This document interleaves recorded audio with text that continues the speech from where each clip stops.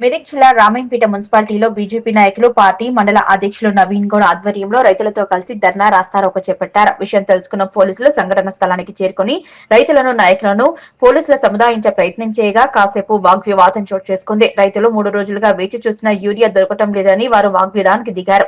రైతులు నాయకులు మాట్లాడుతూ గత 3 రోజులుగా ఇంటి వద్ద ఉన్న పనులన్నీ వదిలిపెట్టుకుని యూరియా కోసం తిరిగినా దొరకటం లేదని, వచ్చిన కొద్దిపాటి యూరియా సంచులను బ్లాక్ చేసుకుని అధికారులు అధిక ధరలకు అమ్ముకుంటున్నారన్నారు ఆరోపించారు. బీజేపీ రాష్ట్ర కౌన్సిల్ సభ్యులు రాగిరాములు మాట్లాడుతూ రైతులు వరి నాట్లు వేసి నెల రోజులు కావస్తున్న ఇప్పటికీ ప్రభుత్వం రైతులకు సరిపడా యూరియా అందించడంలో పూర్తిగా విఫలమైందని ఆగ్రహం వ్యక్తం చేశారు. ఒకచోట చెప్పులు వరుసలో పెడితే మరో చోట మహిళలు వరుసలో నిలబడడం ఇంతవరకు సమంజసమని ప్రభుత్వాన్ని స్పందించి రైతులకు సరిపడా యూరియా సరఫరా చేయకపోతే బీజేపీ ఆధ్వర్యంలో పెద్ద ఎత్తున ఆందోళనలు చేపడతామన్నారు.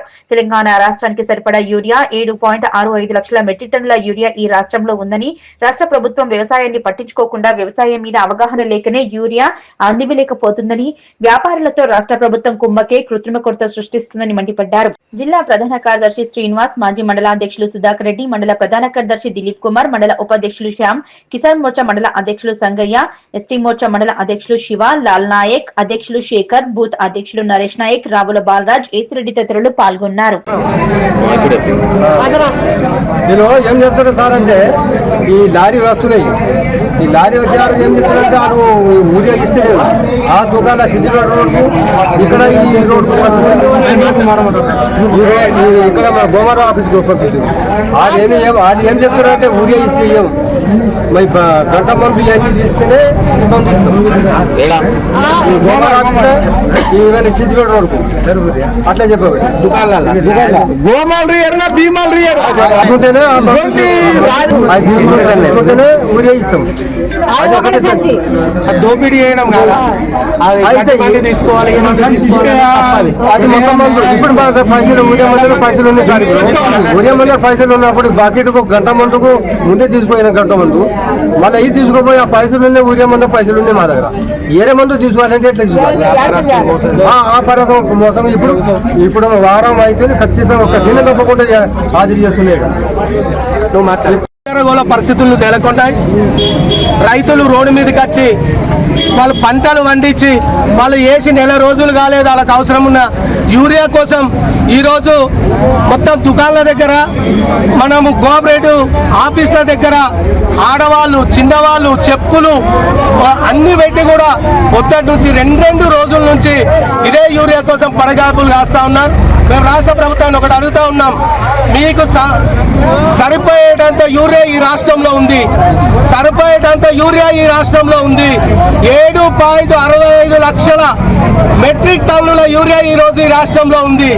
కానీ రాష్ట్ర ప్రభుత్వం మొండి వైఖరితోని, రాష్ట్ర ప్రభుత్వానికి సరైన ఆలోచన లేకపోవడంతో, రాష్ట్ర ప్రభుత్వానికి వ్యవసాయం మీద సరైన అవగాహన లేక, వ్యవసాయాన్ని పట్టించుకోలేక ఆ యూరియాను ఏదైతే ఇక్కడ పంపాల దుకాణాలకు వాళ్ళు ఏదైతే రాష్ట్ర ప్రభుత్వం ఈరోజు వ్యాపారస్తులతో కుమ్మక్కై కృత్రిమ కొరత సృష్టించి మొత్తం రైతాంగాన్ని ఈరోజు రోడ్డు మీదకి తీసుకురావడం జరిగింది. మేము చాలా దీన్ని తీవ్రంగా ఖండిస్తా ఉన్నాం. రాష్ట్ర ప్రభుత్వం వెంటనే స్పందించాలి. ఈ రాష్ట్రంలో వారం రోజుల నుంచి తిండి లేక తిప్పలు లేక అక్క చెల్లెళ్ళు రైతులు అందరూ ఈరోజు యూరియా కోసం రోడ్డు మీద తిరుగుతుంటే కూడా ఈ ప్రభుత్వానికి కరికరం లేదు.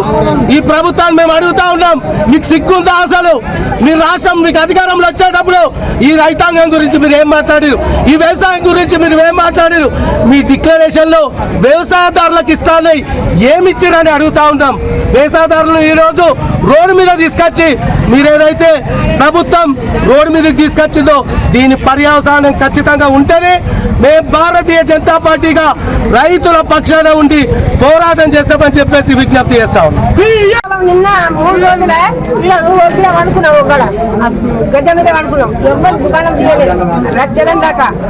నా ముసలోడు నేను మందు కొరకు 15 రోజుల తిరుగుతున్నాం. అన్నం లేక సున్నం లేక మేము వ్యవసాయం చేసి ఏం ఫాయిదా? మాకు 10 ఎకరాలు ఉన్నాయి, ఏం చేయాలి? 10 ఎకరాల భూమి ఏం చేయాలి? వారం కాదు 15 రోజులు అవుతుంది, తిరుగుడు అవుతుంది. మమ్మల్ని పన్నీ కానీ మేము పోయేటప్పుడు ఏం చేస్తుందంటే లారీ వస్తుంది ఇలా పైసలు ఉండరు చేసుకొని పోతుంది. ఆ ముసలోడు ఏం చేస్తారు, నేను ఏం చేయాలి? మాకు ఎలా కొడుతున్నారు, వాళ్ళు నింపుకొని పోతున్నారు. ఇక ఈ సార్లు చెప్తే ఇవాళ వస్తుంది రేపు వస్తుంది అనుకుంటే ఈ సార్లు చెప్పవాలి. మా ఇంటి అమ్మ అని చేస్తేనే సార్లు చెప్తున్నా. మా రైతులకు మాత్రం చాలా ఇబ్బంది ఉన్నది. మాది ధర్మారం దొమ్మాట నరసింహులు, మా గ్రామం దొంగల ధర్మారం. మేము వచ్చి ఇప్పటికీ దినాము ఒక 6 రోజులు అవుతుంది.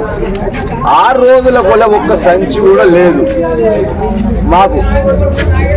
ఎప్పుడు వస్తుంది అంటుండు సేటు, ఈ షేటు దగ్గర తా షేట్ అంటుండు, ఆ షేట్ దగ్గర తీ షేట్ అంటుండు.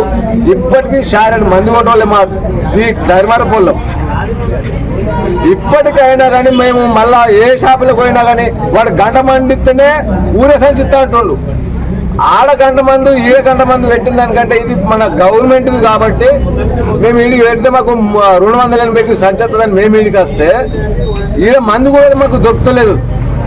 సాల్ రోజు నమస్తే అందరికీ. 4 దినాల షారెడ్ మంది కూడా ఈ మృగాల్లోకి వెళ్ళి మేము కొండపోలేదు. కానీ ఇటువంటి వ్యవసాయదారులకు మాత్రము దయచేసి అందరికి ఇక్కడ వచ్చిన మంది ఏమైతుంది, మళ్ళీ స్టాక్ వస్తుంది అందరికి.